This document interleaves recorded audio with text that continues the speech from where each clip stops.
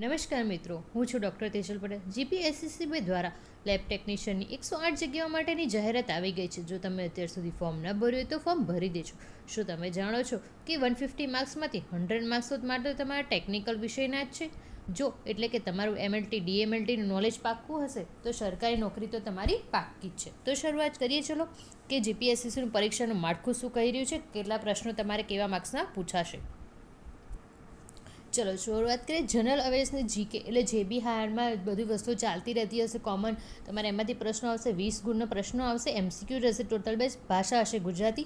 આગળ જોઈએ તો ગુજરાતી ભાષા અને વ્યાકરણમાંથી અલંકાર છે, છંદ છે, એવું વ્યાકરણ તમારું પૂછાશે જે 15 માર્ક્સનું રહેશે. એની પણ ગુજરાતી ભાષા હશે. અંગ્રેજી ભાષા અને વ્યાકરણ હશે જેમાં આર્ટિકલ્સ છે, કન્જક્શન્સ છે, એ બધું પૂછાશે. તમારે સ્પીચ છે એના બધા પર, એના પણ 15 માર્ક્સ હશે જેની ભાષા રહેશે અંગ્રેજીમાં. અને ટેકનિકલ તમારો વિષય છે એમએલટી ડીએમએલટી મુજબ 100 ગુણના પ્રશ્નો રહેશે, એની પણ ભાષા રહેશે અંગ્રેજી. ટોટલ તમારે 150 ગુણની એક્ઝામ રહેશે અને સમય રહેશે 90 મિનિટનો. ચલો હવે જોઈએ તમારે ટેકનિકલ વિષયનું વિભાજન કેવી રીતે કરે, એમાંથી કેવા કેવા પ્રશ્નો તમારે કયા ટોપિકમાંથી સૌથી વધારે આવશે એની ચર્ચા કરીએ આપણે. ચલો પહેલું તમારું ટોપિક છે હિમેટોલોજી એટલે રુધિરશાસ્ત્રમાં. બધું ઇંગ્લિશમાં આવશે એટલે તમારે શું કરવાનું, આરબીસી, ડબ્લ્યુબીસી, પ્લેટલેટ્સ બધાની ગણતરીઓ છે, હિમોગ્લોબિનના પ્રકાર, બ્લડ કોટિંગ ફેક્ટર્સ બધું ઇંગ્લિશમાં તૈયાર કરો. ગુજરાતીમાં તમે સમજી શકો છો પણ તૈયાર તમારે ઇંગ્લિશમાં જ કરવાનું છે કારણ કે એક્ઝામ તમારે ઇંગ્લિશમાં કન્ડક્ટ થવાની છે. બીજું જોઈએ તો માઇક્રોબાયોલોજીમાંથી આવશે. બેક્ટેરિયાને ઓળખવાની રીતો છે લાઈક ગ્રામ સ્ટ્રેન છે, culture media, antibiotic sensitivity test. ત્રીજું છે બાયોકેમિસ્ટ્રી જૈવ રસાયણ જેમાં sugar level, lipid profile, liver kidney function test જે આપણે નોર્મલ કરતા હોય, નોર્મલ રેન્જ કેટલી છે, મેથડનું કયું નામ છે, કઈ મેથડમાંથી કરશું. બ્લડ બેંકિંગ, બ્લડ ગ્રુપિંગ સિસ્ટમ્સના બલ્ડ ટ્રાન્સફ્યુઝન વખતે કેવી સાવચેતીઓ રાખવાની છે એ બધી વસ્તુનું તમારે ધ્યાન રાખવાનું છે.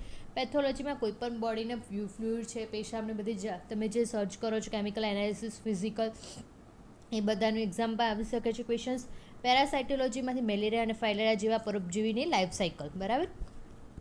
આગળ જોઈએ તમારે તૈયારી કેવી રીતે કરવાની. ઇંગ્લિશ પર તમારે એટલા માટે ધ્યાન આપવાનું કે 100 માર્ક્સનું પેપર છે તમારું, ટોટલી ઇંગ્લિશ બેઝ છે એટલે તમારી બધી એની વ્યાખ્યાઓ છે એ બધું ઇંગ્લિશમાં યાદ રાખવાનું. નોર્મલ વેલ્યુનો ચાર્ટ તમે જ્યાં પણ દિલ્હી વાંચવા આવે બેસવાની તૈયારી કરશો ત્યાં આગળ એક ચાર્ટ લગાવીને મૂકી દેવાનો, જેથી તમે દિલ્હી સવાર સાંજ ત્યાં જોશો તો તમે નોર્મલ વેલ્યુના પણ 5 થી 10 ક્વેશ્ચન્સ તમારા એક્ઝામમાં ઓછામાં ઓછા આવવાના છે, તો તમે નોર્મલ વેલ્યુના તમે માર્ક્સ સારા એવા કવર કરી શકો.